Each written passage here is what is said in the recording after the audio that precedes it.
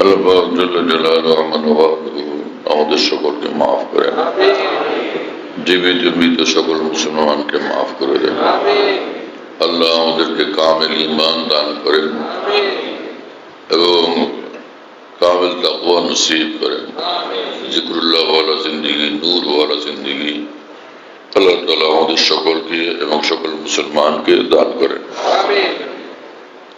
বান্দার তো কাজ হলো যে বন্দেগি করা, বান্দার কাজ বন্দেগি করা, বন্দেগিতে মশগুল থাকা, বন্দেগির বাইরে না যাওয়া। বন্দেগি এই জিনিস যে আল্লাহ পাকের সন্তুষ্টির জিন্দেগি, আল্লাহ পাকের সন্তুষ্টিওয়ালা কাজ হলো আল্লাহ পাকের বন্দেগি। বান্দার কাজ হলো বন্দেগি নিয়ে চলা, সব সময় বন্দেগি, সব হালতে বন্দেগি, অন্তরের দ্বারা বন্দেগি, অঙ্গ প্রত্যঙ্গের দ্বারা বন্দেগি, চোখের দ্বারা বন্দেগি, জবানের দ্বারা বন্দেগি, সব সময় বন্দেগি, বন্দেগির হালত নিয়ে চলা। তু বরায়ে বন্দেগি है याद रख, बारे सर अब गंदगी है याद रख। খাজা আজিজুল হাসান বরজুক রহমতুল্লাহ আলাইহি বলেন যে আমার ভাই, তোমার জিন্দগি বন্দেগির জন্য, তোমাকে আল্লাহ বানাইছেন বন্দেগির জন্য।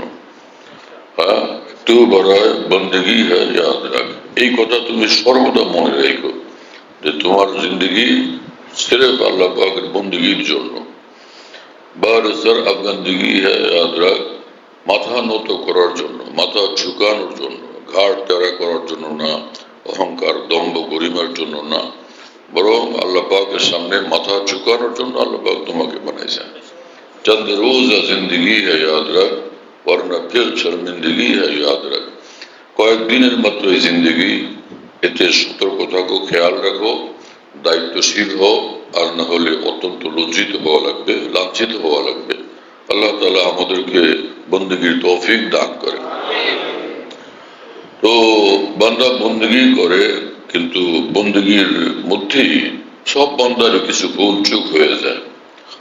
এই ক্ষেত্রে মহান রব্বুল আলামিন এটার এমন প্রতিকার রাখছেন, এমন সুব্যবস্থা রাখছেন যে বান্দা যাতে ভুল ত্রুটি করার পরেও জাহান্নামে না যায়, বরং সে জান্নাত পর্যন্ত পৌঁছতে পারে। সেজন্য আল্লাহ পাক নিজাম রাখছেন, নিয়ম রাখছেন। এই যখন যে ভুল ত্রুটি হয়, অন্যায় হয়, অপরাধ হয়, ছোট হোক বড় হোক, তুমি তওবা করো, ইস্তেগফার করো, আল্লাহ পাকের কাছে অনুতপ্ত হও, লজ্জিত হও, সেই অন্যায় পথ থেকে ফিরে আসো এবং তুমি মহান রব্বুল আলামিনের নিকট ক্ষমা চাও, মহান রব্বুল আলামিনের নিকট তুমি ক্ষমা চেয়ে নাও। তো এটা যদি তুমি করতে থাকো, তাহলে তুমি দুনিয়া থেকে মহান আল্লাহর নিকট পবিত্র জিন্দেগি নিয়েই যাওয়ার সুযোগ পাবে। রাসূল আকরাম সাল্লাল্লাহু তাআলা আলাইহি ওয়াসাল্লাম বলেন যে কোনো বান্দার যদি গুনাহ হয়ে যায়, সে বান্দা আল্লাহ পাকের কাছে তারপরে বলে যে হে আল্লাহ, আমার তো গুনাহ হয়ে গেছে, আপনি আমাকে মাফ করে দেন। আল্লাহ পাক জাল্লা জালালুহু ওয়া বলেন যে আলিমা আবদি আন্না লাহু রাব্বান ইয়াগফিরু যামবা ওয়া ইয়াখুযু বিহি। আচ্ছা, আমার এই বান্দা এই বিশ্বাস রাখে, এই কথাটা জানে, খবর রাখে, বিশ্বাস রাখে যে এমন এক রব আছেন আমার, তার নিকট ক্ষমা চাইলে তিনি ক্ষমা, সেই রব্বুল আলামিন ক্ষমাও করে দেন, আর তাকে পাকড়াও করতে চাইলে পাকড়াও করতে পারেন। তো আচ্ছা, আমি আমার বান্দাকে মাফ করে দিলাম। তো ওই বান্দা আবার কোনো গুনাহে লিপ্ত হয়ে যায়, তখন আবার বলে হে আল্লাহ, আমার তো আবার গুনাহ হয়ে গেছে, আপনি আমাকে মাফ করে দেন। আল্লাহ পাক সেই কথাই বলেন যে আমার বান্দা এটা জানে, খবর রাখে, বিশ্বাস করে যে এক রব আমার আছেন, এক প্রতিপালক আমার আছেন, যিনি মাফ করে দেন, আবার চাইলে তিনি পাকড়াও করতে পারেন। যে আমার বান্দা ক্ষমা চাইলো, আমি তো তাকে মাফই করে দিলাম। আবার কখনো কোনো গুনাহ হয়ে যায়, তো তখন সে আবার বলে যে আল্লাহ, আমার তো আবার গুনাহ হয়ে গেছে, আমি আবার আপনার কাছে মাফ চাই, আমাকে মাফ করেন। আবার আল্লাহ পাক বলেন যে আমার বান্দার অন্তরে বিশ্বাস আছে, তার কাছে এই খবর আছে, সে জানে সে যে এক রব আছেন যার কাছে ক্ষমা পাওয়া যায় এবং তিনি পাকড়াও করতে পারেন। কিন্তু আমার বান্দা ক্ষমা তো চাইলো, তো আমি তাকে মাফ করে দিলাম। ফাফআল মা শি'তা, যদি তুমি যা করো আমি মাফ করে দিলাম। বড় আজীব মামলা। এই হাদিসে পাক কত আজিমুস শান যে বান্দা তো কুসুরওয়ালা, ত্রুটি বিচ্যুতিওয়ালা, কিন্তু সে সচেতন আমার রব আছেন, আমার মালিক আছেন, আমার মহান প্রতিপালক আছেন, তিনি তো দেখেন সবকিছু, তো আমার কি উপায় হবে। তো সে নত হয়, নিজে অত্যন্ত নত হয় এবং নত হয়ে আসবে আল্লাহ পাকের নিকট মাপ চায়। তো এই একটু বন্দেগি করা, তাকওয়ার উপর চলা, ইবাদত বন্দেগি নিয়ে চলা, কিন্তু যেখানেই কোনো ত্রুটি বিচ্যুতি হয় সেখানে নত হওয়া, অনুতপ্ত হওয়া, লজ্জিত হওয়া এবং ক্ষমা প্রার্থনা করা, এটা জরুরি। এই আমল যার মধ্যে জিন্দা থাকবে তো সে কালকে আমাদের ক্ষমাপ্রাপ্ত হয়ে জান্নাতে চলে যাবে। কিন্তু সে অনুতপ্ত হওয়ার এবং ক্ষমা প্রার্থনার যে বিষয়টা, এটা দুই রকম। একটা হলো যে আল্লাহর হকের ক্ষেত্রে সে ভুল করলো, অন্যায় করলো, সে আল্লাহর নিকট ক্ষমা চাইলে এবং তওবা করলেই হবে। আর যদি কোনো বান্দাকে অপদস্থ করলো, লাঞ্ছিত করলো, তুচ্ছ তুচ্ছ করলো, অপমান করলো, তো ওই বান্দার নিকট মাপ চাইতে হবে, তার কাছ থেকে ক্ষমা নিয়ে ফের আল্লাহর কাছে গিয়ে রাস্তা পাওয়া যাবে। আর যদি সেই নির্যাতিত বান্দা, তার নিকট থেকে ক্ষমা চাওয়া হলো না, তো কালকে আমাদের আল্লাহ পাকের সামনে ধরা পড়তে হবে। হকুল ইবাদ, বান্দার হক, যেটা বড় নাজুক ব্যাপার, বড় কঠিন ব্যাপার।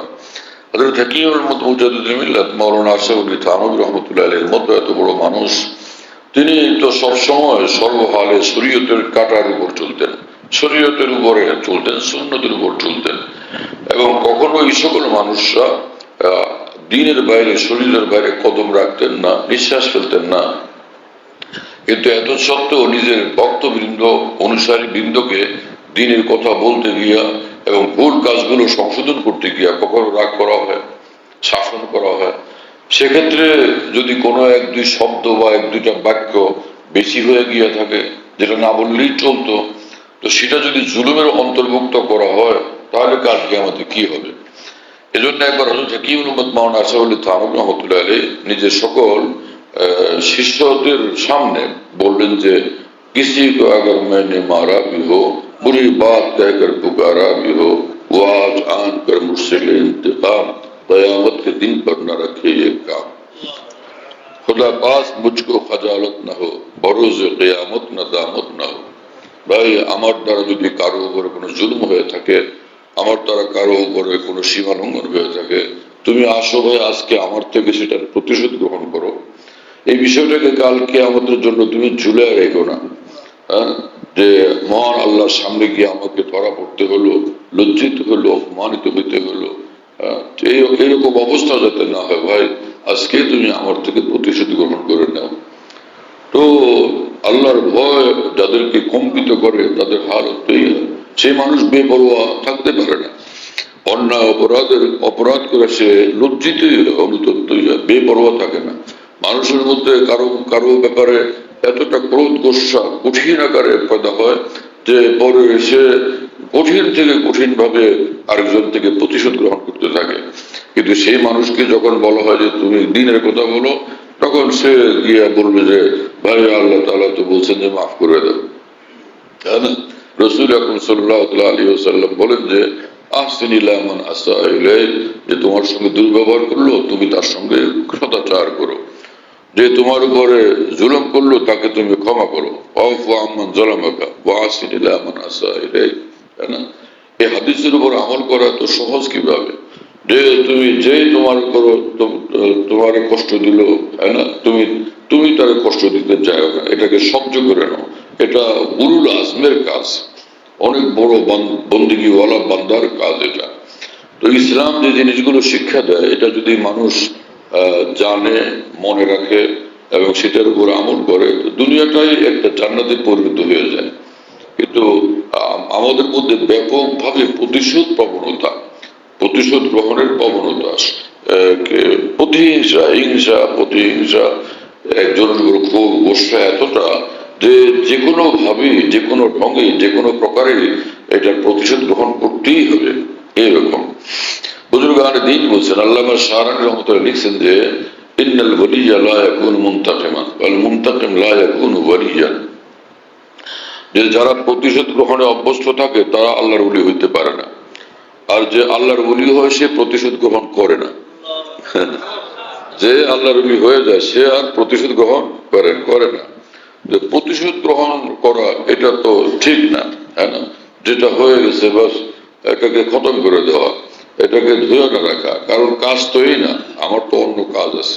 সে কাজগুলো যে আল্লাহ পাকের বন্দিগির উপরে চলা, শরীয়তের উপর চলা, দ্বীনের উপর চলা, আল্লাহ পাকের জিকির নিয়ে চলা, আল্লাহ পাকের ভয় নিয়ে চলা।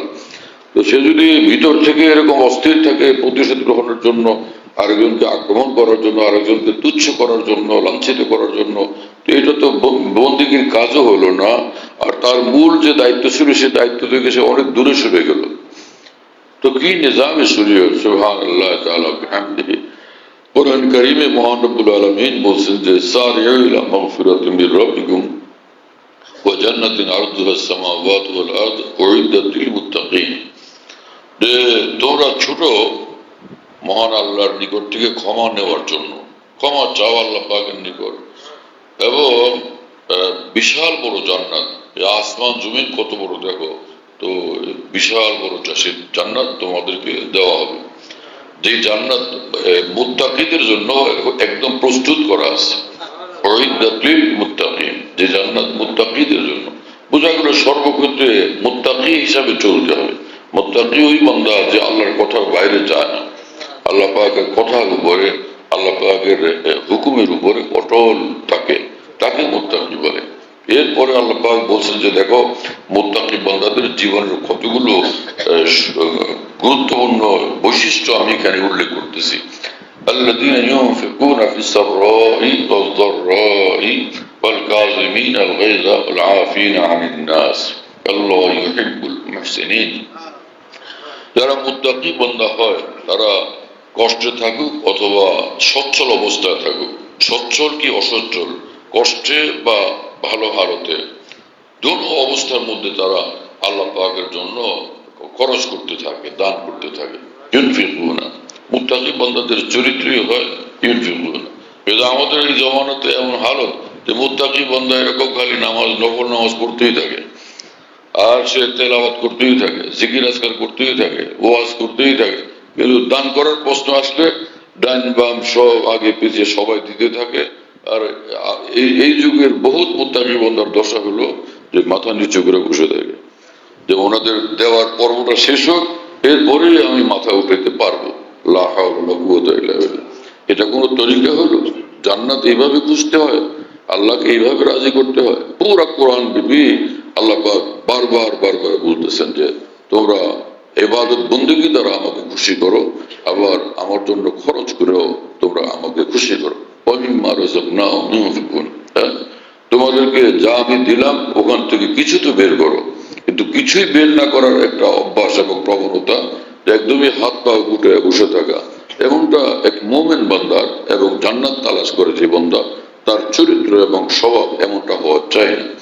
আল্লাহ তাআলা আমাদেরকে কবুল করেন এবং তৌফিক দান করেন। আল্লাহ পাক যাকে যেরকম সামর্থ্য দিচ্ছেন সেইভাবে দেওয়া চাই। যার 10 টাকা দেওয়ার ক্ষমতা সে 10 টাকা দিবে, যার 10,000 দেওয়ার ক্ষমতা 10,000 দিবে। তো যেভাবে আল্লাহ পাক তাকে দিয়ে রাখছেন সেই নিজের সামর্থ্যের উপর খেয়াল রেখে সেভাবে খরচ করবে। আল্লাযীনা ইউনফিকুনা ফিস-সাররাই ওয়াজ-যাররাই। এবং আরেক আয়াতে আল্লাহ পাক বলছেন যে আমার বান্দারা যারা আমাকে তালাশ করে, আমাকে চায় এবং আখিরাতের কথা মনে রাখে, তো তাদের অভ্যাস হলো, তাদের চরিত্র হলো যে তারা দিনেও দান করে, রাতেও দান করে, বিভিন্ন হালতে দিতে থাকে। এবং যারা চায় সে প্রার্থীকেও তারা দেয়, আর যারা চাইতে পারে না নিজেদের সামাজিক মর্যাদার কারণে, তো তা খুঁজে খুঁজে তাদেরকেও তারা পৌঁছায়, তাদেরকেও তারা দেয়। আল্লাহু আকবার। এই যে কোরআনে পাকের শিক্ষা, এটার উপরে আমল করবে কে? কাফের মুশরিকরা, ইহুদি খ্রিস্টানরা, নাকি মুসলমানদেরই কর্তব্য এটা? আল্লাহ তাআলা আমাদেরকে এবং সকল মুসলমানকে এই পথে, এই আমলের উপরে আসার জন্য কবুল করে। হ্যাঁ, এবং ওয়াল কাযিমিন আল গায়জ, এবং তারা যে গোসাকে সংবরণ করে। যে গোসা উঠলো তো আর শুরু হলো আর শেষ নাই, লাগাতার চলছে, হ্যাঁ না? তো এইরকম তো এটা ইসলামী জিন্দিগিও না, নূরওয়ালা আমলও না, আল্লাহর রহমত পাওয়ার এটা আমলও না, এবং এই কাজ তো কোনো ইমানওয়ালার হইতে পারে না। হ্যাঁ, যে একজনের উপর জুলুম অত্যাচার করতেই থাকা খালি গোস্বার কারণে। গোস্বা আসছে, গোস্বার গোলামি না, আল্লাহ পাকের সন্তুষ্টির গোলামি, আল্লাহ পাকের হুকুমের গোলামি, আল্লাহ পাকের পছন্দের গোলামি করা আমাদের দায়িত্ব। আল্লাহ আমাদের সকলকে তৌফিক দেন। কিন্তু শেখ সাদী রহমতুল্লাহ আলাইহি বলেন যে ইসলামের ভালো কথাগুলো আছে বটে, যে ক্ষমা করো, আরেকজনকে মহব্বত করো, তার সঙ্গে সদাচার করো, কিন্তু এটা বললে কি হবে, তোরা কায় মুয়াসসির কা সাওয়াত ই মাকাম কেবা দোস্তানাত খেলাফাস্ত জান, যে তুমি এইরকম সুন্দর উচ্চ গুণাবলী সম্পন্ন কবে হবে? তুমি তো নিজেরা আপনদেরকেও ছাড়ো না জুলুম অত্যাচার করার ক্ষেত্রে, জুলুম অত্যাচারের পথে আপনদেরকেও ছাড়ো না, তাদের উপরে জুলুম করতে থাকে। অনেক মানুষ এরকম আছে, নিজের একদমই একান্ত ঘনিষ্ঠ জন, আত্মীয় স্বজন, তাদেরকেও ছাড়ো না, তাদের উপর জুলুম অত্যাচার করতে থাকে। তো আল্লাহ পাক তো বলছেন যে মাগফিরাত এবং জান্নাত পাওয়ার জন্য তোমার মধ্যে এই গুণাবলী থাকতে হবে। কাযিমিন আল গায়জ, যে গোস্বাকে সংবরণ করা, তার মানে গোস্বা আসলে যে গোস্বার মোতাবেক কাজ না করা। এক হাদিসে রাসূলুল্লাহ সাল্লাল্লাহু আলাইহি ওয়াসাল্লাম বলেন, মান কাযামা গায়জান ফাহুয়া ইয়াকদিরু আলা ইনফাযিহি মালাল্লাহু কলবাহু আমনান ওয়া ঈমানান।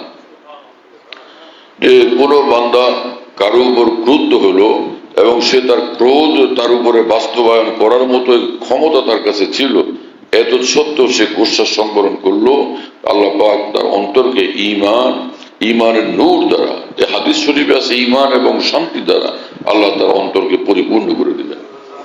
মালা আল্লাহ কলবাহু আমনান ওয়া ঈমান, হ্যাঁ, ঈমান দ্বারা তার অন্তরকে পরিপূর্ণ করে দিবেন, এবং আমন দ্বারা, ঈমান দ্বারা, আমন দ্বারা, আমন সে শান্তি দ্বারা, নূর দ্বারা তার অন্তরকে আল্লাহ পাক পরিপূর্ণ করে দিবেন। তো যে আমলগুলো একটু কষ্টকর, সেগুলোর ক্ষেত্রে আমরা ফেল হয়ে যাই। আর যে আমলগুলো এরকম যে মজাদার, কোনো এরকম কষ্ট নাই, সেগুলোর ক্ষেত্রে খুব বুজুর্গ হয়ে যায় একজন, সেই ক্ষেত্রে খুব ফেরেশতা হয়ে যায়, খুব লম্বা মনোজাত, লম্বা কান্নাকাটি, হয় না? তো লোকেরা দেখলে মনে করে যে ও তো ভাই এইরকম কান্দে, এত লম্বা সিজদা, এত লম্বা মনোজাত, সেই আমি কয়বার আসলাম গেলাম, এখনো সেই তেলাওয়াত জারি আছে। বহুত বড় বুজুর্গ, বহুত বড় ওলি আল্লাহ। তো এইরকম এই ধরনের এক বুজুর্গ ওলি আল্লাহ, যুবক, তো তাকে দেখছেন হাকিমুল উম্মত মাওলানা থানভী রহমাতুল্লাহর খলিফা হযরত ডক্টর আব্দুল ইসাক রহমাতুল্লাহ আলাইহি। তিনি দেখলেন যে যখনই নামাজে আসেন তো মসজিদের এক সাইডে এক কোণার মধ্যে এক যুবক এভাবে খুব কান্নাকাটি করে, এত কান্দে যে সব মানুষ চলে যায়, সে দোয়া মোনাজাতে কাঁদতেই থাকে, শেষ হয় না। তো একদিন এই বুজুর্গ তিনি ভাবলেন যে তরুণ ছেলে কিন্তু কিরকম আমল, আজকে ওর সঙ্গে আমি নিজে আগায় গিয়ে সাক্ষাৎ করবো। এই তো পরে ও যখন দোয়া মোনাজাত শেষ করলো, তো এই বুজুর্গ ডাক্তার আব্দুল ইসাক রহমাতুল্লাহ আলাইহি তিনি আগায় গেছেন, গিয়া সালাম কালাম হলো, তুমি কেমন আছো, তোমার প্রতিদিন দেখি ভালো লাগে। তখন ওই ছেলে ফেল ফেল করে কান্দে আর বলে যে হুজুর, আসলে আপনি আমাকে দেখে যেটা ভাবছেন ঘটনা তো সেটা না, ভিন্ন ব্যাপার। সে কি? আমার মা আর আমার বিবি দুজনে ঝগড়া লাগছিল, তো এক পর্যায়ে গিয়ে আমি আমার মাকে কিছু বললাম, রাগ করলাম। তখন মা খুব গোস্বা হলেন এবং বললেন যে তোরে পেটে রাখছি, কষ্ট করছি, তোরে পালছি, আর তুই আজকে মায়ের বিরুদ্ধে বউর পাট নিলি, হ্যাঁ, বউর পক্ষে গিয়ে মায়ের উপরে এরকম কথাবার্তা বললি। আয় আল্লাহ, আয় আল্লাহ, ওর ওই হাত উঁচু করে কথা বলছে, তো আয় আল্লাহ ওর হাতে যেন পচন ধরে, আর ও যেন আমার জানাজা না পড়ে, আমার জানাজা পড়তে না পারে।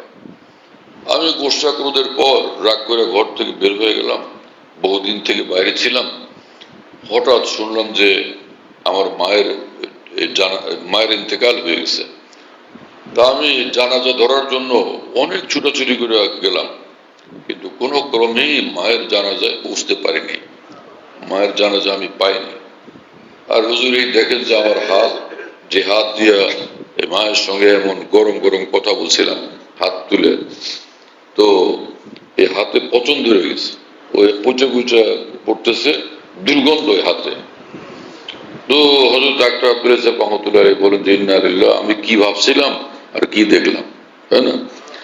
আমার ভাই মূল বিষয় হলো যে আসল যে দিন শরীয়ত সুন্নত সেটার উপরে নিজেকে প্রতিষ্ঠিত করা, দিন শরীয়তের উপরে প্রতিষ্ঠিত করা। সর্ব অবস্থাতে আমি তো দিনের উপর থাকবো, এর বাইরে যাব না। একজনে একটিটা কথা বললো, একজনকে কড়া কথা বললো, সেজন্য সে সিদ্ধান্তই নিয়ে নিল যে ওরে দুনিয়ার থেকে বিদায় করে দিব, মানে ওরে হত্যা করবে। মানে এতটা ক্রোধ গোসা, ওরে হত্যা করবে, ওর হাত পা ভেঙে দিবে। এর আগে সে কোনোভাবে বিরত হবে না। তো কি জন্য ওই যে গোসা লাগছে, সে কিছু বলছে, তার সঙ্গে গরম ব্যবহার করছে, এটার প্রতিশোধ নিতেই হবে। এটার প্রতিশোধ নিতেই হলে জান্নাতে কিভাবে যাওয়া যাবে? কারণ কোরআন শরীফে আল্লাহ পাক বলছেন ওয়াইন আকাবতুম ফাআকিবু বিমিসলি মা উকিবতুম বি, কেউ যদি তোমার উপরে জুলুম করে তুমি তার থেকে প্রতিশোধ নিতে চাও, যতটুকু তার জুলুম অতটুকু পরিমাণ তার থেকে প্রতিশোধ নিতে পারো। হ্যাঁ, আর আল্লাহ পাক এরপরে বলেন আর যদি তোমরা তাকে মাফ করে দাও আর প্রতিশোধ গ্রহণ না করো ফাহুয়া খায়রুল লাকুম, সেটা তোমাদের জন্য উত্তম বিষয়, সেটা তোমাদের জন্য ভালো। কেন? প্রতিশোধ গ্রহণ করতে গেলে সে যে কথা বলছে তার থেকে অনেক বেশি কথা বলা হয়ে যাবে, সে যতটুকু ব্যথা দিয়েছে তার চেয়ে অনেক বেশি ব্যথা দেওয়া হয়ে যাবে। তো সে আল্লাহ পাক বলছেন যতটুকু তোমার উপর জুলুম হয়েছে অতটুকু তুমি প্রতিশোধ নিতে পারো। তো এতটুকু তো থাকবে না, সেটা তো অনেক বাড়বে। এই জন্য নিরাপদ পথ হলো প্রতিশোধ গ্রহণ না করা, সবর করা। আল্লাহ তাআলা আমাদেরকে মাফ করেন, কিন্তু এই কথাগুলোর উপরে আমল করা একদম সহজ না, বড় মুশকিল ব্যাপার। হ্যাঁ, এক বুজুর্গ রাস্তা দিয়ে যেতেছিলেন, খুবই আল্লাহওয়ালা মানুষ, কিন্তু অনেক বয়োবৃদ্ধ মানুষ। শরীর হাঁটতে সময় শরীর কাঁপতে থাকে এবং স্থির ভাবে একদিকে হাঁটতে পারেন না, ডান বাম হয়ে যান, হঠাৎ করে পা এদিক সেদিক চলে যায়। তো এরকম বৃদ্ধ মানুষ তো রাস্তা দিয়ে যাইতেছেন, আর এক যুবক তার সুন্দরী স্ত্রীকে নিয়ে, যুবতী স্ত্রীকে নিয়ে সে যাইতেছে। ওই বুজুর্গ মানুষ হাঁটতেছেন যে এদের হাঁটার রাস্তা ওই এমনটা যে হাঁটতে হাঁটতে গিয়ে ওই বুজুর্গ বেচারার একটু শরীরের ধাক্কা লেগে গেছে মেয়েটার গায়ে। সে গোসা হয়ে কইসে এই বুজুর্গ আল্লাহওয়ালার গালে চোরে চর মারছে। তো উনি আর কিছু বলেননি, চুপচাপ থাকছেন। দেখেন এইরকম বিষয়ও কোনো কথাই বললেন না, চুপচাপ থাকছেন। যাই হোক, ওই স্বামী স্ত্রী দুইজন বাড়িতে চলে গেছে। গেলেই বাড়িতে যাওয়ার পর ওর পেশাব বন্ধ হয়ে গেছে। এতটা পেশাবের বেগ, প্রচন্ড চাপ, কিন্তু কোনোভাবে পেশাব আর করতেই পারে না, এক ফোঁটাও বের হয় না। আর সেই যন্ত্রণায় চিৎকার করতেছে। কি হলো? সুস্থ মানুষ হঠাৎ এরকম, কিরে কি হলো? বলে যে আমি তো এরকম রাস্তায় আসতেছিলাম, তো এই ঘটনা হলো, আমার স্ত্রীর গায়ে একটু হালকা ধাক্কা লাগছিল, বুড়া মানুষের, তা আমি তো তাকে চড় মারছি। তাহলে সর্বনাশ, তুমি কি করলাম? নিশ্চয়ই তিনি বদদোয়া করছেন, তার বদদোয়ার জেরেই তুমি এখন বিপদে পড়ে গেছো, পেশাব বন্ধ হয়ে গেছে, কোনো চিকিৎসায় কাজ হবে না। চলো সেখানে যাই। খুঁজতে খুঁজতে সেখানে গিয়ে ওই বৃদ্ধ মানুষ, বুজুর্গ মানুষ তার কাছে হাজির। আপনি তো আমার ছেলের বিরুদ্ধে বদদোয়া করছেন, আমার ছেলের এখন কঠিন বিপদ, পেশাব বন্ধ হয়ে গেছে। না, আমি তো কোনো বদদোয়া করিনি। বদদোয়া না করলে তো আমার ছেলের এমনটা হবে কেন? ভাই আমি বদদোয়া করিনি, আপনাকে বলছি কোনো বদদোয়া না করলে, বদদোয়া না করলে এরকম ঘটে কিভাবে? তো তখন ওই বুজুর্গ বললেন যে দেখেন, এই যে রাস্তা দিয়ে যখন আমি যাচ্ছিলাম, তো আমি তো আমার শরীরটা কাঁপে আর ব্যালেন্স ঠিক থাকতে পারি না, তা আমার একটু ধাক্কা লেগে গেছিল। তো ওর স্ত্রীকে ওকে বলছিল যে এটার প্রতিশোধ দাও, থাপ্পড় দাও, মারো, কোনো কিছু করো, এটা বলছিল তার স্ত্রী। না, তা তো ওর স্ত্রী কিচ্ছু বলে নাই, চুপ ছিল। তো ওর স্ত্রী চুপ ছিল, কিন্তু ও তো প্রতিশোধ দিল সাথে সাথে। তো ওইরকম একজন আছেন যার সঙ্গে আমার সম্পর্ক ভালো, সম্পর্ক আছে। তিনি, আমি কিছু বললে, কিন্তু তিনি দেখছেন তিনি নিজে আগে এসে প্রতিশোধ দিয়েছেন। बतर्स अज आहे मजलूम के हंगाम दुआ करदन इजाबत अज दर हक बहर इस्तेकबाल मिया। एक बुजुर्ग বলেন যে তুমি মজলুমের দোয়া বদদোয়া থেকে বদদোয়াকে ভয় করো, কারণ কোন মজলুম নির্যাতিত ব্যক্তি বদদোয়া করলে আসমান থেকে আল্লাহ সাথে সাথে আল্লাহ তাআলা কবুল করে নেন, বড় মুশকিল হয়ে যায়। রাসূলুল্লাহ সাল্লাল্লাহু আলাইহি ওয়াসাল্লাম ইত্তাক দাওয়াত আল মজলুম, যে মজলুম ব্যক্তির বদদোয়াকে ভয় করো, কারণ সে তার দোয়া এবং আল্লাহর মাঝখানে কোনো পর্দা নেই। দোয়া করবে তো সাথে সাথে সে বদদোয়া কবুল হয়ে যাবে। নাউজুবিল্লাহ তাআলা মিন যালিক। বড় কঠিন ব্যাপার না, বড় ভয়ের ব্যাপার। এজন্য বেলাগাম জিন্দেগি, বেপরোয়া জিন্দেগি তো যাপন করা চাই না। ওয়াল কাযিমিন আল গায়জ প্রসঙ্গে এই কথাগুলো আসলো। ওয়াল আফিনা আনিন নাস, এবং জান্নাতি কাফেলার মানুষ যারা, তাদের চরিত্র হলো তারা লোকদেরকে ক্ষমা করতে থাকে। আল্লাহ ইউহিব্বুল মুহসিনিন, এবং যারা সদাচার করে, ভালো আর অসদাচার করলেও তার সঙ্গে সদাচার করে, সৎ ব্যবহার করে, আল্লাহ তাদেরকে নিজের প্রিয় পাত্র বানায় নেন, প্রিয় পাত্র বানায় নেন। আল্লাহ পাক খাস প্রিয় পাত্র বানায় নেন। সুবহানাল্লাহ ওয়া বিহামদিহি। আল্লাহ আমাদেরকে তৌফিক দান করেন। হ্যাঁ, আল্লাহ আমাদেরকে কবুল করেন। যদিও এই সকল আমলগুলো এরকম যে এক্ষেত্রে অনেক ধৈর্য ধরতে হয়, অনেক সহ্য করতে হয়, অনেক মুজাহাদা করতে হয়, নিজের বিরুদ্ধে লড়তে হয়, কিন্তু এই আমলগুলো সে আমল যার মাধ্যমে বান্দার জন্য জান্নাতের গেট খুলে যাবে এবং সে অনেক উচ্চ মর্তবা আল্লাহ পাক তাকে দান করবেন। আল্লাহ আমাদের তৌফিক দেন।